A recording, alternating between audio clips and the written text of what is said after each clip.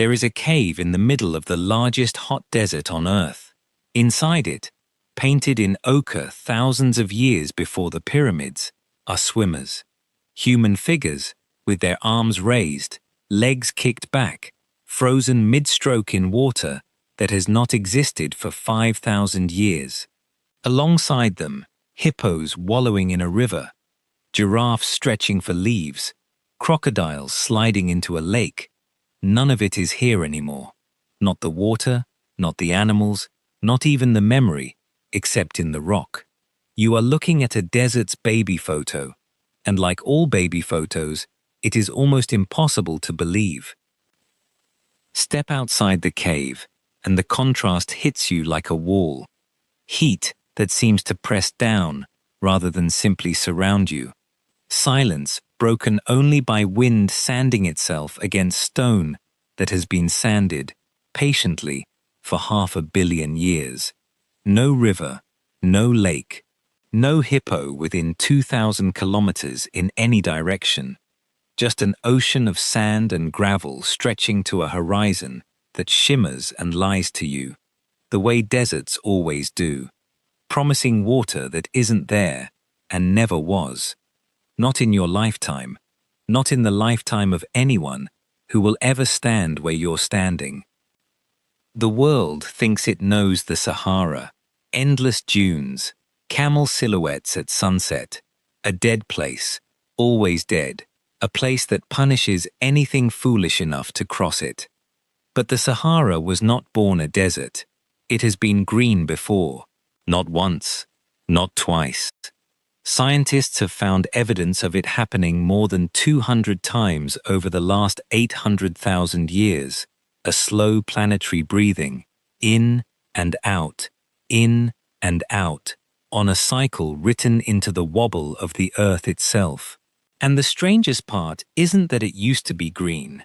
The strangest part is that it will be green again, just not for another 12,000 years, which means everyone alive today, everyone who will ever read a headline about this desert, will live and die inside the out-breath. That single fact rearranges everything else you're about to see. Every ruin, every dry riverbed, every abandoned mining town, and shrinking lake in this story sits inside the same slow exhale. The desert isn't broken, it's mid-cycle. And mid-cycle, as fate would have it, is exactly where the most dramatic human stories tend to happen, because that's where the water runs out on people who built their entire lives assuming it wouldn't. Here is the scale of what you're standing in the middle of. The Sahara covers roughly 9.2 million square kilometers. That is larger than the entire United States. It is bigger than China. It stretches across 11 countries, from the Atlantic coast of Mauritania to the Red Sea hills of Sudan, a beige ocean nearly the width of a continent. And it is not standing still. Researchers tracking its edges have found the desert expanding southward at a rate of roughly 10% per century, swallowing farmland, drying wells, pushing people towards cities that cannot hold them. A geological mood swing that happens to be crushing millions of human lives in real time. So how do you prove a desert used to be a garden? You don't dig for water that vanished 5,000 years ago. You look at what the people who lived through the vanishing left behind. And in the heart of the Sahara, in southeastern Algeria, there is a plateau of sandstone forests, wind-carved into arches and towers, called Tassili Najer, Plateau of the Rivers, in the old Berber tongue, a name that is, itself, a kind of grief, because there are no rivers here now, only stone. In 1933, a French officer stumbled on the first paintings. By the 1950s, the explorer Henri Lotte had begun cataloguing what would eventually total more than 15,000 individual paintings and engravings, scattered across 72,000 square kilometers of rock. He called it the greatest museum of prehistoric art in the entire world. He was not exaggerating. Elephants, rhinos, long-horned cattle, with tears etched rolling down their cheeks, round-headed figures that seemed to float, weightless, across the stone, painted by hands that vanished so long ago we don't even have the name for the people who held the brushes. The oldest works from what archaeologists call the wild fauna period date back 12,000 years. They depict a world of grazing antelope at waterholes, of crocodiles diving through rivers that today exist only as dry, cracked beds 100 kilometers from the nearest drop of water. Ask yourself this: what does it do to a people to watch their world dry up slide by slide, generation by generation, and keep painting it anyway? Because that's what the art shows, if you read it in order. It's not one Green Sahara. It's a documentary, painted in real time, by the people who were losing it. And some of what they painted didn't vanish as fast as the rest. Small, isolated populations of the West African crocodile, the same animal gliding through the rivers on the cave walls, somehow held on in pockets of Tassili Naja's high plateau all the way into the 20th century, sheltering in a handful of permanent rock pools, long after every river around them had gone dry. Barbary sheep still climb these same cliffs today, the last living descendants of the larger animals painted here 12,000 years ago, the sole survivor of an entire cast of characters that once included elephants and rhinos. They are not thriving, they are hanging on, in the exact geological pocket that let a crocodile outlive its own river by several thousand years. If you want a single image for what outlasting the desert actually looks like, it isn't triumph. It's a sheep on a cliff and a crocodile in a puddle, both refusing, for reasons no one can fully explain, to leave. The science, when it finally caught up to the rock art, told an almost unbelievable story. Roughly 11,000 to 5,000 years ago, a period climatologists now call the African humid period, the Sahara was not desert. It was savanna, grassland, lakes and rivers where there is now nothing but sand and stone. The trigger wasn't rainfall alone, and it wasn't a fluke. It was orbital. The Earth wobbles on its axis in a slow, predictable rhythm called precession, and that wobble, roughly every 21,000 years, tilts the planet's summers just enough to supercharge the West African monsoon. Rain that once stopped at the edge of the Sahel pushed hundreds of kilometers further north. Grass followed the rain. Animals followed the grass. People followed the animals. A climate scientist named Edward Armstrong, who helped model the cycle in 2023, called it one of the most dramatic environmental transformations the planet has ever produced. He wasn't being poetic, he was precise.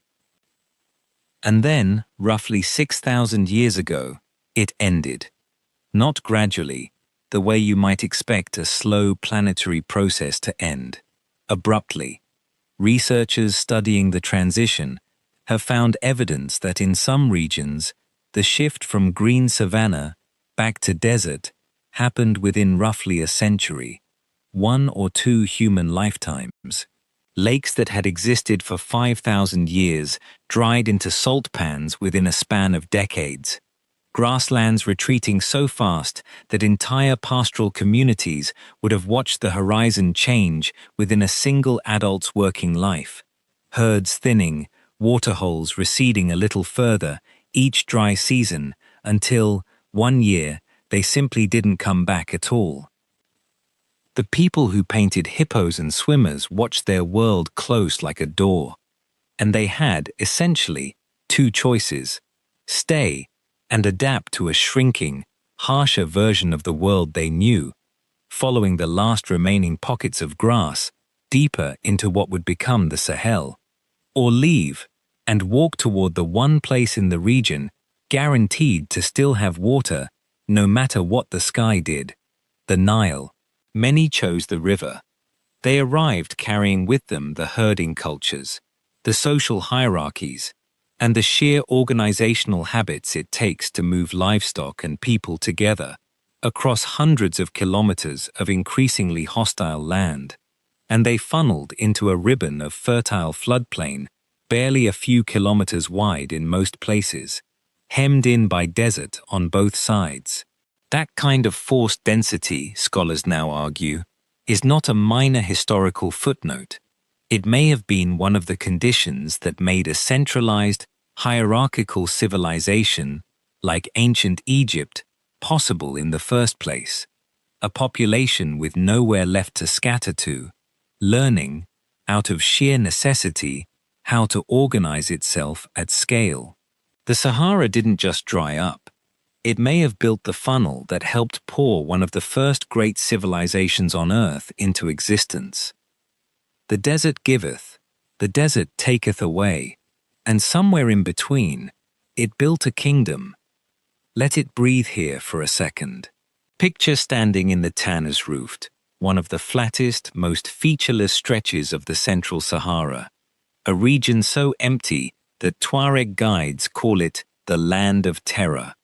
No dune, no rock, no shadow for hundreds of kilometers, just heat rising off pale gravel in visible sheets, and silence so complete you can hear your own pulse in your ears. This was once savanna. Somewhere under your boots, buried in sediment, are the bones of animals that no longer live within 2,000 kilometers of here. Go back further than the paint on the rocks, further than any human memory, and the desert stops being about drought at all. It becomes about time on a scale the mind struggles to hold. Rising out of the sand in southern Algeria is the Ahaga Massif, sometimes called the Hogar, a range of black volcanic peaks and jagged plugs left behind by eruptions that stopped roughly 2 million years ago, an eye blink in geological terms, built on sedimentary rock more than 500 million years old, laid down when this entire region sat not in the Sahara at all, but near the South Pole, under an ocean that would take hundreds of millions of years to drain, uplift, and finally bake dry. Around it, the wind has spent millennia sculpting 3 great seas of sand, the ergs, dune fields large enough to swallow small countries, their peaks shifting position year by year, grain by grain, in a slow migration that never stops and never arrives anywhere. Stand on the crest of one at dawn, and the sand hisses faintly as it moves beneath your boots, an entire dune breathing, almost imperceptibly, in the first hour of light. Somewhere in those same volcanic highlands, something almost nobody will ever see is still, barely, hanging on. The Saharan cheetah, paler and smaller than its savanna cousins, its spots faded nearly to nothing on a coat built for camouflage against rock instead of grass, is one of the rarest large carnivores left on the planet, with fewer than 250 mature individuals believed to survive across the entire desert, scattered so thinly that researchers have measured population densities here as among the lowest ever recorded for any big cat anywhere. In the Ahaga, camera traps sometimes go years without capturing a single frame of one. It has adapted to travel further, hunt more rarely, and move almost entirely by night, chasing addax and Dorcas gazelle across territories that can stretch past 1,000 square kilometers for a single animal. It survives, essentially, by being almost impossible to find, which means, if it ever does go extinct out here, there is a real chance no one will know exactly when. There is a tree that used to stand alone in a landscape like this, not a forest, not a grove. One tree, a lone acacia, standing in open desert in Niger, roughly 400 kilometers from its nearest living neighbor. For at least 300 years, it was the only tree for hundreds of kilometers in any direction, its taproot driving down through more than 30 meters of sand to reach a water table that hadn't seen rain on the surface in generations. Camel caravans crossing between Agadez and Bilma used it as a landmark, the one fixed point in an ocean of shifting dune, the last reliable marker before the emptiest and most dangerous stretch of the crossing. They called it the Tree of Tenere. It had outlived the caravans of 10 generations. It had survived droughts, sandstorms, and the slow, centuries-long retreat of every other living thing around it. In 1973, a truck driver, reportedly drunk, drove into it in the dark. The only tree for 400 kilometers, and a man managed to hit it anyway. Hold on to that. We'll come back to it. Because before we go further, the desert wants to show you how it actually survives out here, when nothing else can. The fennec fox weighs about 1.5 kilograms, smaller than a house cat, with ears nearly 6 inches long relative to a body barely a foot in length. Ears built not for hearing, but for radiating heat away from the blood beneath the skin. A built-in air conditioner running 24 hours a day. The Addax antelope, one of the most endangered mammals on the planet, can survive its entire life without ever drinking standing water, pulling every drop of moisture it needs from the plants it grazes at night, when the desert briefly, mercifully cools. And the dromedary camel, the animal every caravan in this story depends on, doesn't store water in its hump at all. Contrary to the myth, it stores fat. When that fat metabolizes, it releases water as a byproduct. One more quiet trick in an entire ecosystem built patiently around the absence of the thing every other ecosystem takes for granted. The heat itself is a kind of character in this story. Ground temperatures in the open desert regularly exceed 60 degrees Celsius at midday. Hot enough to cook an egg on exposed rock. Hot enough that most desert animals simply refuse to be seen between 10 in the morning and 4 in the afternoon, going fully nocturnal for months at a stretch. Air temperature records claimed for parts of the Sahara have been disputed for decades by international meteorologists, and the current, verified record for the hottest air temperature ever reliably measured on Earth actually belongs to Death Valley in the United States.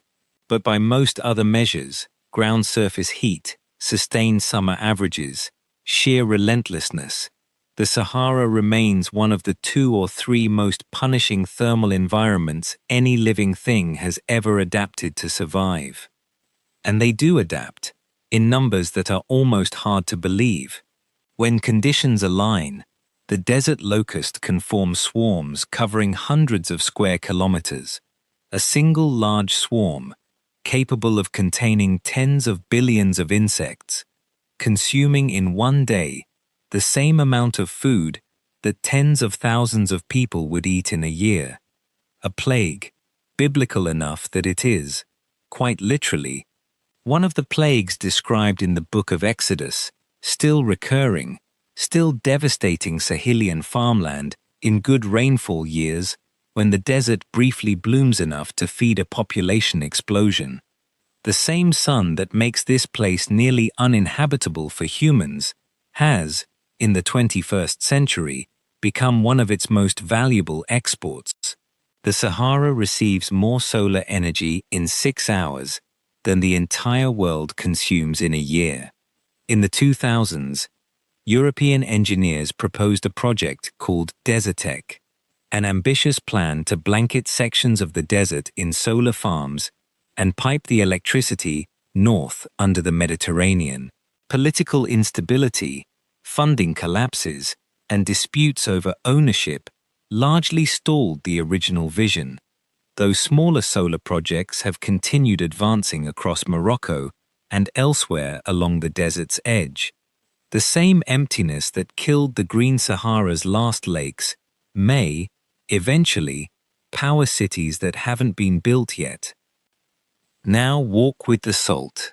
800 kilometers north of Timbuktu, in a stretch of desert so remote it takes days by truck to reach, sits a settlement called Taoudeni. There is almost nothing here except an ancient, dried salt lake and men digging into it by hand. The mining method has not meaningfully changed since at least the 14th century, when the traveler Ibn Battuta passed through a nearby mine and described a village built entirely of salt block houses, roofed in camel skin, inhabited only by the enslaved workers who cut the ground apart. Today the workers are free men, but the work itself is barely different. Pits dug 10 meters deep, slabs cut by hand and hauled to the surface. A man named Muhammad al-Hamdou, who has spent 9 months of his life in one of these pits, put it simply to a reporter: extracting the salt is brutal work, and you have to be resourceful. Some cutting 6 bars a day, others 3, everyone assigned their piece of an ancient, wordless division of labor.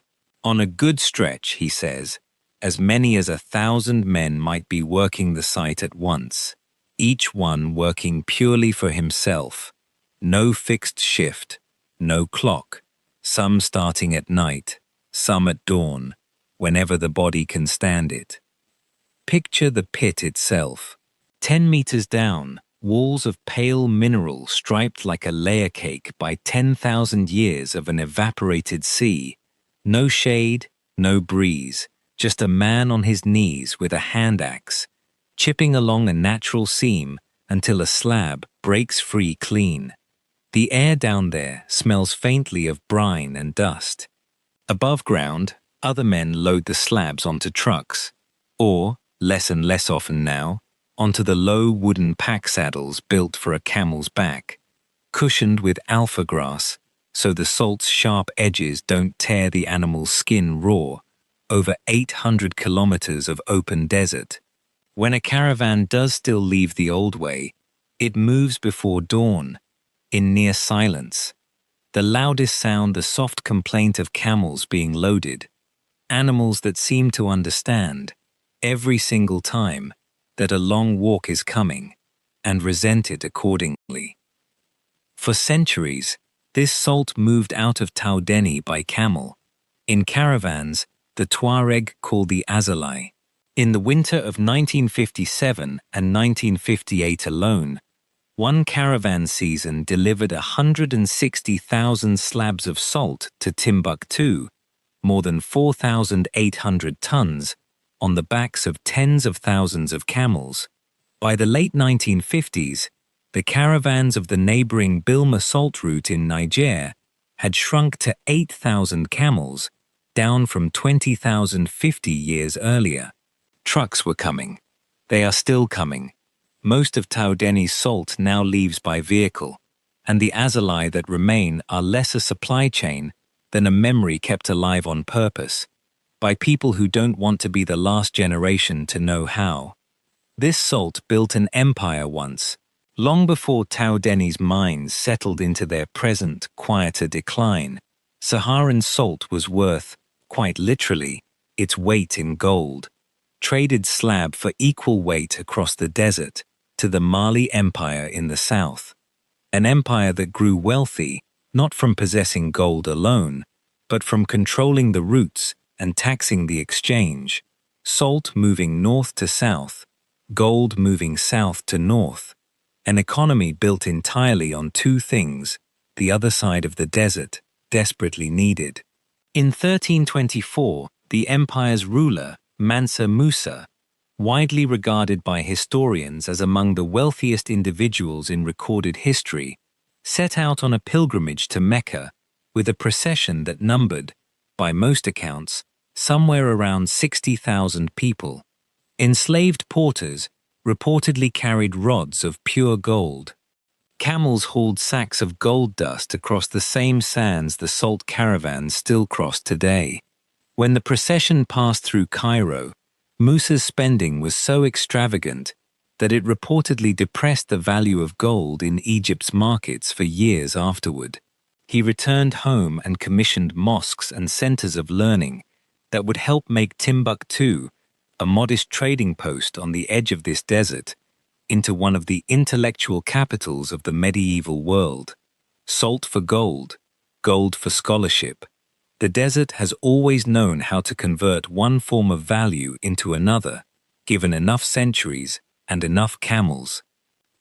The men who have run these caravans for 1,000 years are the Tuareg, and no telling of this desert is complete without them. Tall, distinctive in the deep indigo cloth wrapped around their faces, a dye that stains the skin itself over years of wear, earning them the old nickname, the Blue Men of the Sahara. Nomadic, moving with the seasons and the grazing, holding a script and a language, Tifinagh and Tamashek, that predates most of the borders drawn across their homeland by colonial mapmakers who had never set foot in it. In the 1990s, following decades of marginalization after independence swept through French West Africa, Tuareg fighters rose up against the government of Mali, a rebellion that lasted roughly 5 years and drove as many as 80,000 Tuareg into refugee camps in neighboring countries. A caravan guide named Ali, who fled Timbuktu during that war and lost family in the fighting, put it plainly, once peace finally came, before, he said, everyone worked together, there was always something to do. His heart, he added, was still sad. Peace had returned. But who could say if it would last? It didn't. Not permanently. It rarely does out here. But the caravans kept walking anyway. That's the part that matters. Out of that same rebellion, and the exile that followed it, came something unexpected: sound.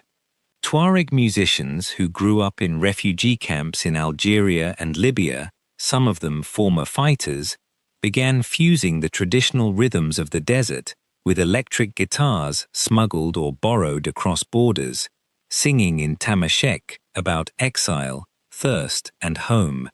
The most famous of these bands would eventually tour concert halls in Paris and festival stages in the United States, carrying with them songs about a homeland most of their Western audiences had only ever seen in photographs of dunes. The style even has a name now, borrowed affectionately from the old French colonial term for the region, a souf, meaning something close to longing, or nostalgia, or homesickness, for a place you can still technically go to, but that no longer quite exists the way you remember it. It is, in its way, the same story as the swimmers in the cave. People, watching something disappear, making art out of the disappearing.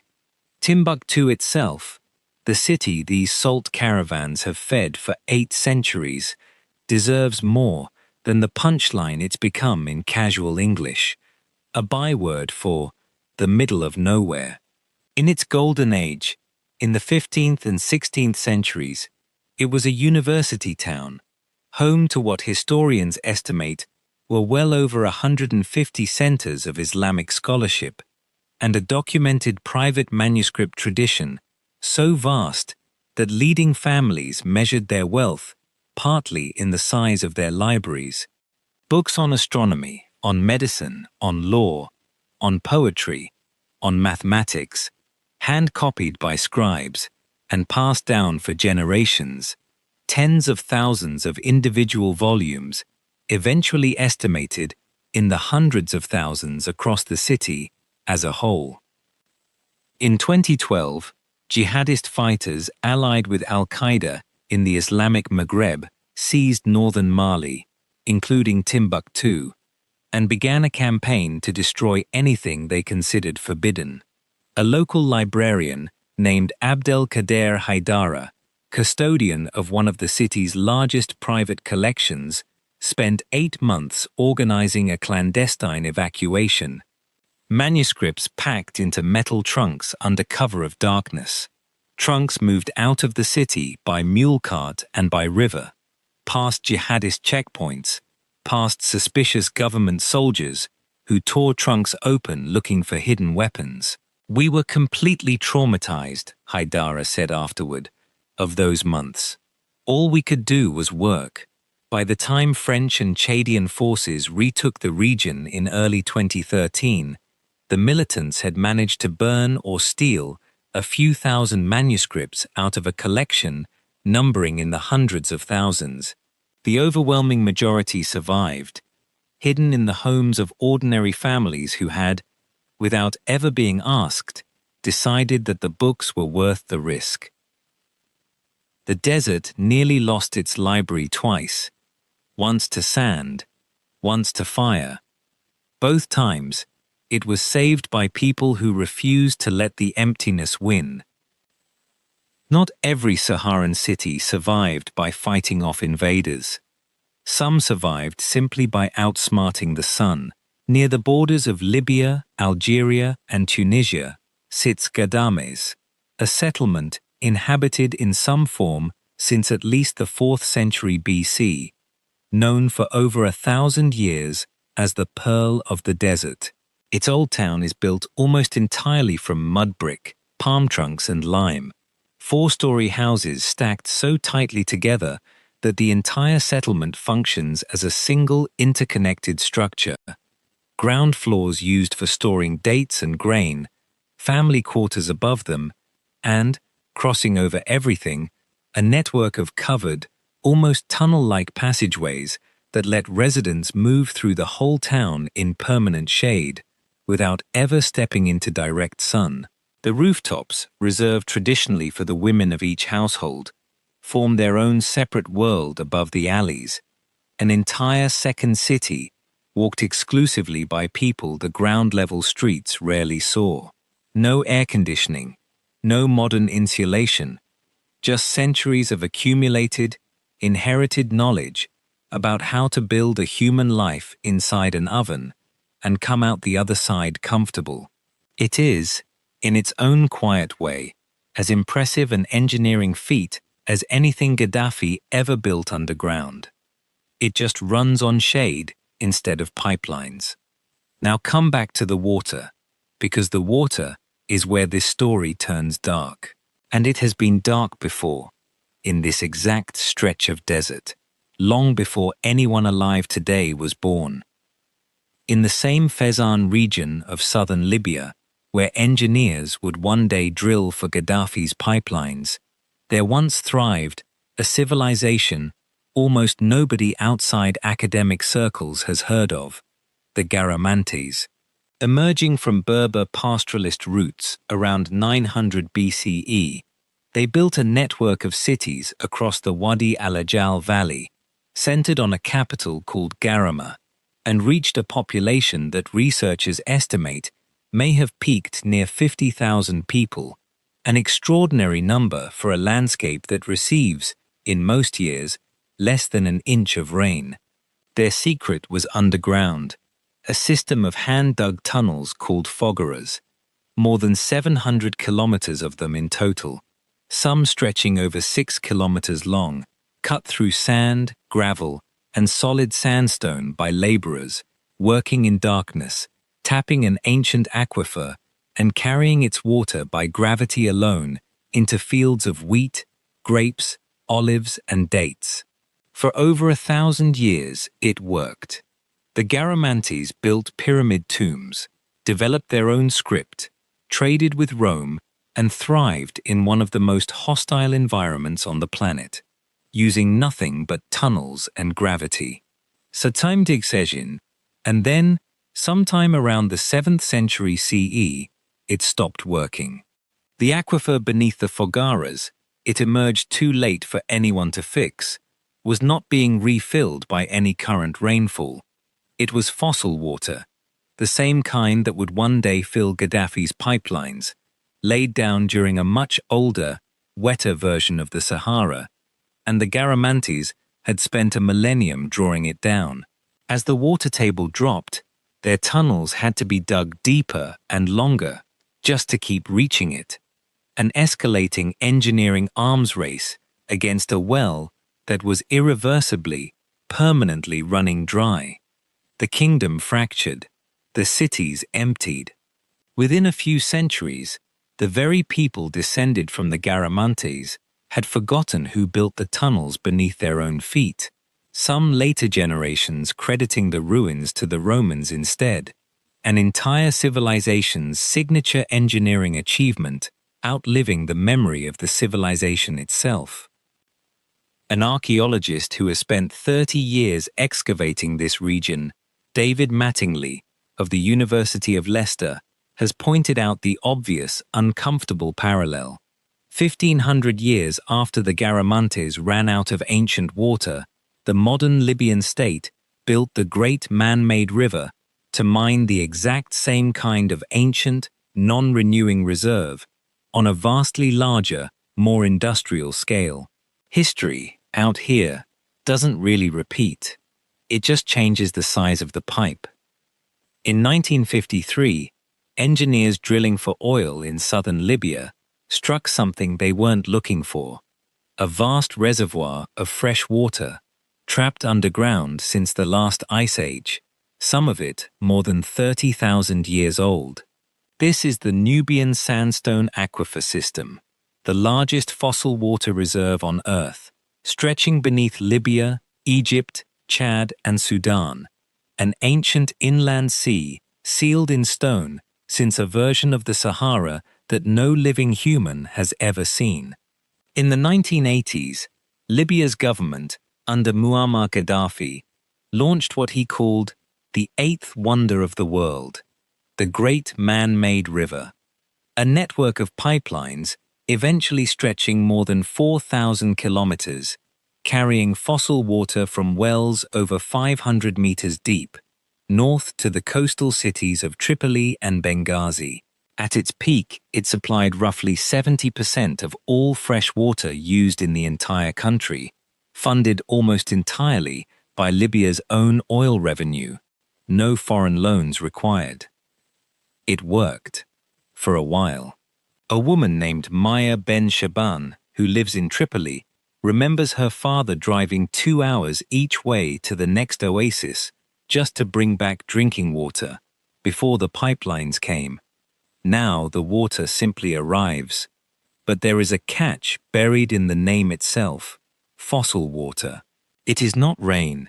It is not renewed by any cloud, any season, any monsoon shifted north by the wobble of the earth.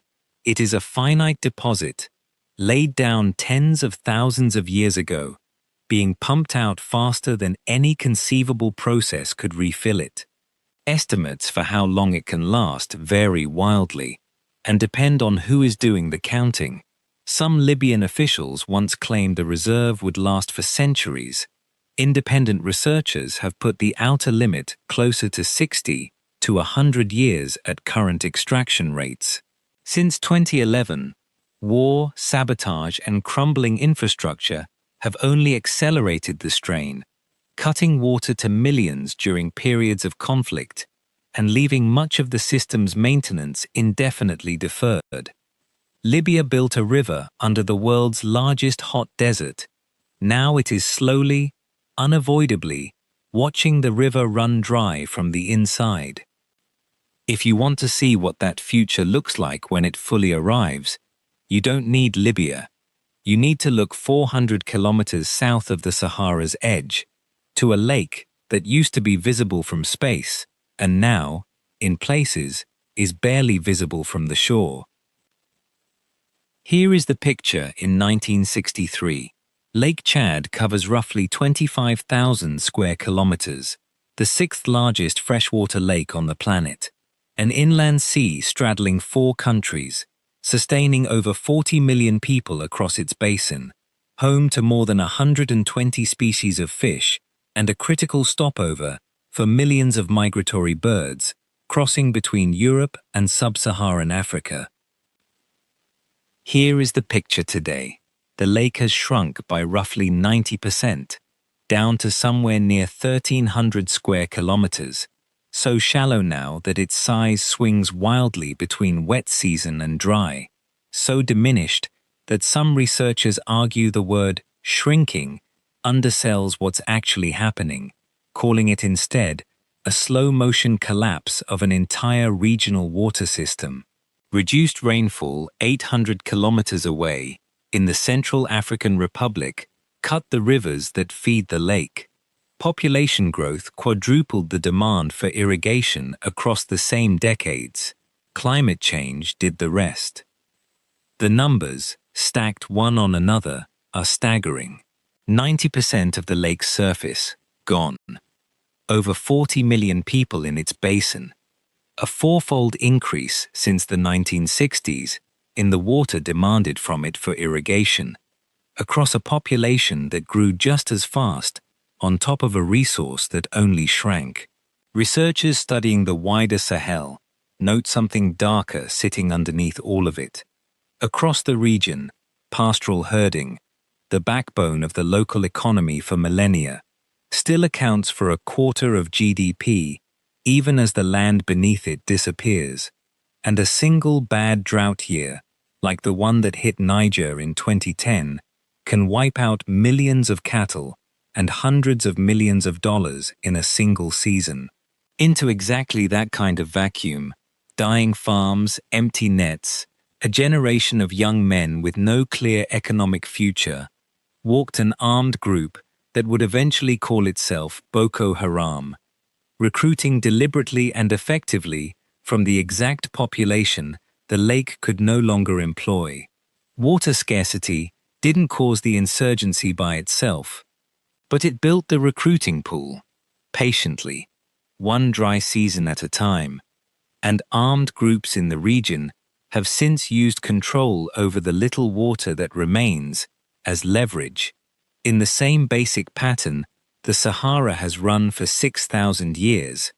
Whoever controls what's left of the water controls what's left of the people. The year is 1970-something, and a fisherman on Lake Chad can still cast a net from a beach he's known his whole life and pull in enough to feed a family and sell the surplus by noon. The year is 2025, and that same beach is 2 kilometers of cracked, sun-baked mud from the nearest open water, and the fisherman's grandson has never fished at all because there was nothing left to teach him. In Chad's Kuludia district, a farmer named Ashta works a small plot her family had abandoned after years of drought and violence made it unfarmable. With support from an international recovery program, she and other women returned to the land. In the past, she told researchers, they were farming barely half a hectare behind a thorn fence, animals wandering in to destroy the crops, never enough water. Now, she says, they've expanded to 2 hectares, and a harvest that once produced 24 bags of onions now produces more than 80. It is not the lake coming back. It is people learning, one small plot at a time, to survive its absence. Not everyone gets that chance. A farmer named Mahamat, in a village in Cameroon's far north region, near the Chadian border, described a season when the rains simply stopped after planting and the millet failed to grow. A woman named Nigila Ali, displaced by the crisis, has watched inflation eat away at what little she can earn selling goods, unable to grow her own vegetables because there's no reliable water left. Armed groups in the area have attacked young people trying to fish, she says, closing off even that last option for those still hoping to go home. What she needs, she told aid workers, is not another handout. It's a safe, reliable way for the region's youth to survive and build something. 3 ordinary people, 3 unrelated lives. One shrinking lake sitting underneath all of them, deciding, without asking anyone's permission, what kind of future is even still on the table. In 2007, the African Union looked at this exact crisis, playing out from Senegal to Djibouti, across the entire southern edge of the Sahara, and proposed something almost defiantly optimistic: a wall, not of stone, of trees, a living barrier, 8,000 kilometers long, 15 kilometers wide, planted continuously across 11 countries, designed to physically stop the desert's advance and restore 100 million hectares of degraded land by 2030. They called it the Great Green Wall. Over $20 billion in pledges has poured in from global summits since. Ecosia and partner organizations report tens of millions of individual trees planted across Burkina Faso, Senegal, Ethiopia, and beyond.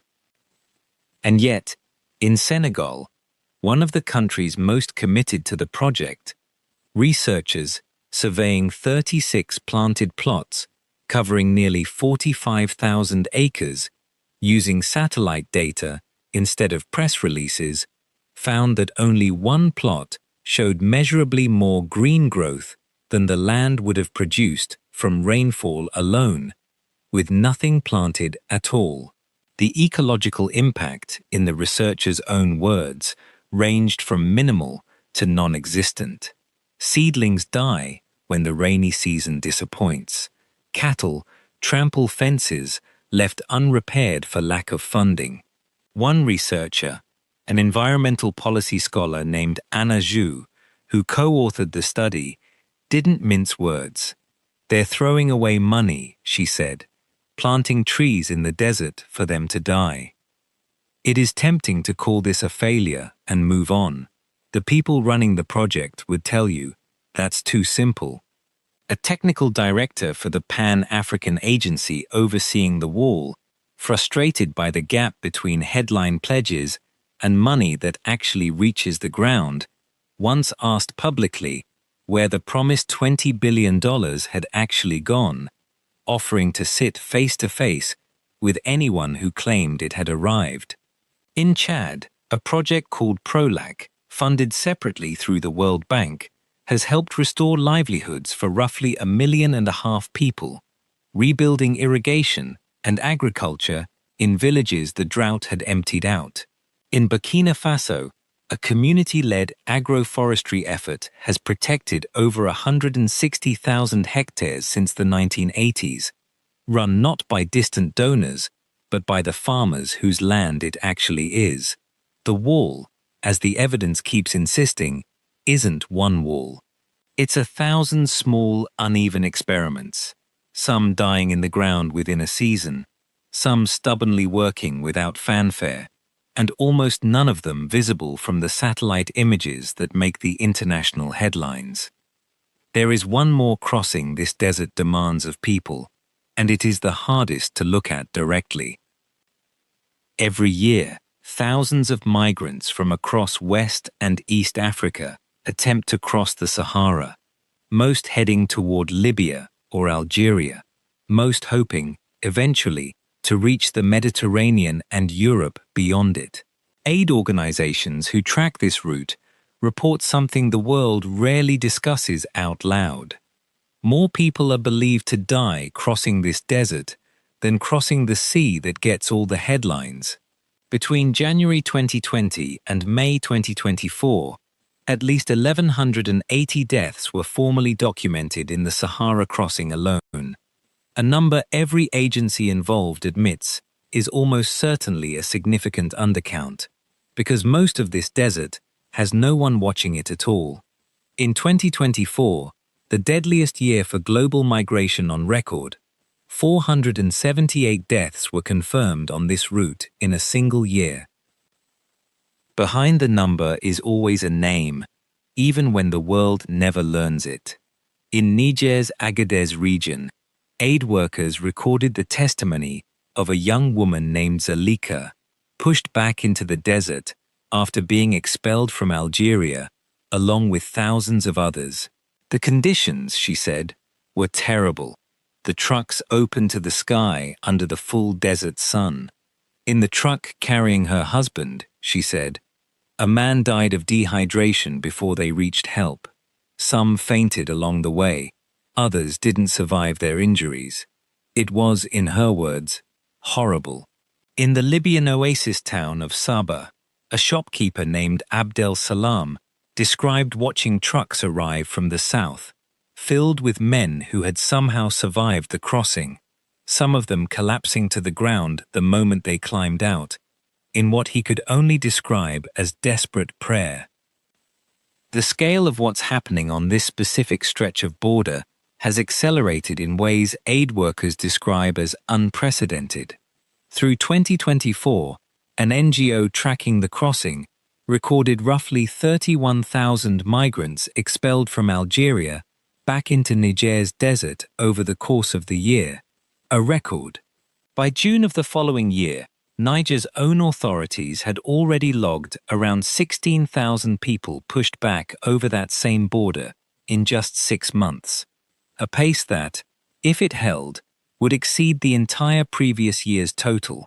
Doctors of the World, one of the aid groups working the crossing, reported in June 2025 alone encountering roughly 7,000 people in what they called an irregular administrative situation, expelled from Algeria into the open desert near the town of Asamaka with little more than what they could carry, more than 700 of them, children. This isn't a single tragedy. It's a pipeline running on a schedule, month after month, largely out of view. This is not the Sahara of postcards. This is the same desert that swallowed lakes 6,000 years ago, still deciding, indifferently, who gets to cross it and who doesn't. In September 2024, satellites over Niger, Chad, Sudan, and Libya recorded something meteorologists don't often get to say about the Sahara. Parts of it were unusually, dramatically wet, some regions receiving anywhere from twice to more than 6 times their normal rainfall in a matter of weeks, as the seasonal storm belt that usually stays pinned closer to the equator drifted hundreds of kilometers further north than it should. Climate researchers who studied the event were cautious, attributing part of it to a natural swing between El Niño and La Niña conditions, but noting the flooding likely carried the fingerprints of a warmer planet as well. It is, almost certainly, not the start of a new African humid period. The next true orbital trigger for a fully green Sahara, the kind painted on the walls of Tassili N'Ajjer, isn't due for roughly another 10,000 years, sometime around the year 12,000 or 13,000 of the current era, according to the same orbital math that ended the last one. But researchers studying the interaction between rising greenhouse gases and this ancient cycle have found something worth sitting with. Human-driven warming may be nudging the process in the same general direction, pushing the rain belt slightly north, years before its scheduled orbital return, layering an artificial acceleration on top of a 50,000-year-old clock nobody asked us to touch.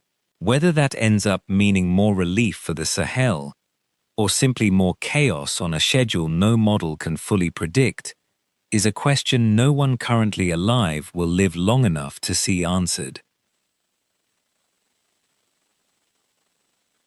Let's go back to the tree. The tree of Tenere stood alone for at least 300 years in the emptiest stretch of the desert humans have ever mapped. Roots buried more than 30 meters into a water table nobody could see. It survived the death of the last Green Sahara's final generation of lakes. It survived the birth and collapse of the very trade routes that used it as a landmark. It had outlasted, by the time the truck found it, every human being who had ever walked past it as a child. And then, in a single second, on an ordinary night in 1973, it was gone. Not from drought, not from heat, from a man behind a wheel who never even saw it coming. They replaced it with a simple metal sculpture, a rough outline of a tree, standing now where the real one stood, so that anyone still crossing that stretch of desert has something, at least, to aim for. It had survived 3 centuries of a desert trying to kill it. It did not survive one careless minute of a world that had arrived to save it. That is not a tidy note to end on, and this desert has never much cared for tidy.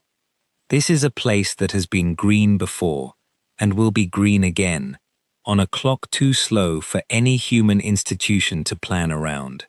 It has swallowed lakes the size of small countries, and spat out civilizations on its way toward the Nile. It has buried libraries, and, through nothing but stubborn human loyalty, given most of them back, while a few thousand pages stayed lost for good. It grew a kingdom out of tunnels dug by hand, and then, centuries later, took that kingdom's water back, grain by grain, the same way it is already taking Gaddafi's pipelines, decade by decade, whether anyone in Tripoli is ready for that arithmetic or not. It has offered up fossil water older than agriculture itself, and nobody currently drawing on it has agreed on the year it runs out. It has let salt miners work its ancient lakebeds by hand for 7 centuries, for wages that still amount to a few coins and a change of clothes. And this year, like every year for at least the last 5, it has swallowed migrants who never got the chance to leave a single trace behind. In numbers no agency can fully count, and no government seems in any hurry to. Consider for a moment everyone this desert has simply outweighted without resolving anything for them.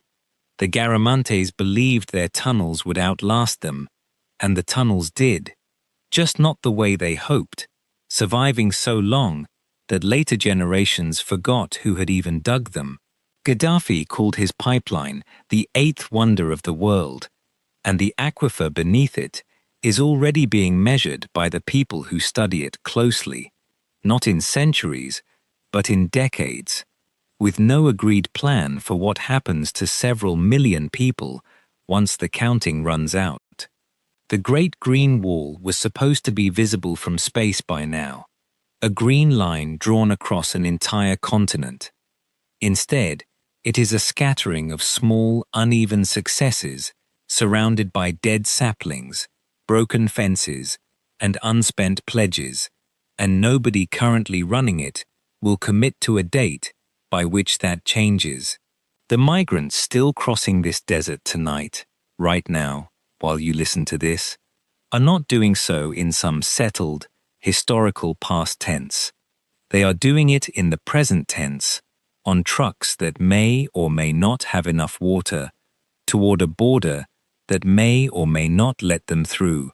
Nothing here has resolved. Nothing here is required to. Somewhere in the Tenere right now, the sun is setting over a metal sculpture shaped like a tree that no longer exists, in a spot 400 kilometers from the nearest living one. Somewhere in the Ahaga, a cheetah nobody has photographed in years is moving under cover of darkness between 2 water holes that might not both exist by the time its cubs are grown. Somewhere in Chad, Akhtar is out in her field before dawn, checking on 2 hectares that used to be half of one, not knowing yet whether this year's rain will hold. Somewhere in Niger, a young woman who survived a truck ride through open desert is trying to explain to aid workers what it felt like, in words that will never quite carry it, while somewhere behind her, another truck is already loading. The desert will not remember any of them by name. It does not remember anything by name. It only cycles, slowly, indifferently, on a timescale that makes even the pyramids look recent. It had a garden once. It will have one again. Whether that arrives soon enough to matter to anyone currently living beside this desert is not a question the desert has ever agreed to answer. What the people crossing it, mining it, farming its edges, and painting its walls have never stopped doing for 12,000 years and counting, is showing up anyway and writing it down. That is the only thing this desert has never quite managed to erase, and it is not, in the end, a happy ending. It's a stubborn one. Out here, stubborn has always had to be enough. If this journey moved you, consider subscribing. There is more of the earth left to understand than any one lifetime allows. See you on the next road.